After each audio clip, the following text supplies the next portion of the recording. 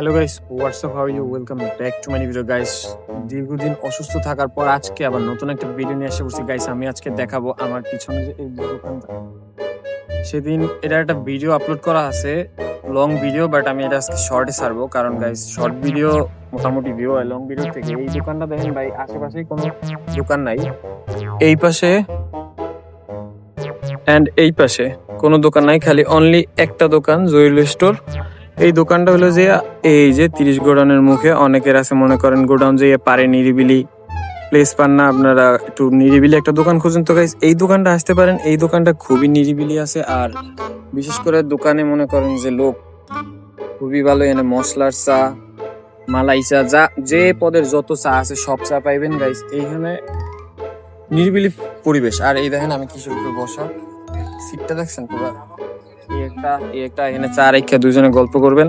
আর তো সামনে ভিউ আছেই, এই দেখেন নদীর ভিউ, সরি নদী কি দিঘির ভিউ। এইখান থেকে একদম দেখেন ভিউ পয়েন্টটা জাস্ট ওয়াও। এখানে বসলে আর প্রচুর পরিমাণে বাতাস। দেখেন গাইস আমার এই যে শার্ট, ওই যে গাছপালা দেখেন, গাছপালা লরি কি সুন্দর, মানে এটা সেই পরিমাণে বাতাস। আপনারা এখানে আসতে পারেন।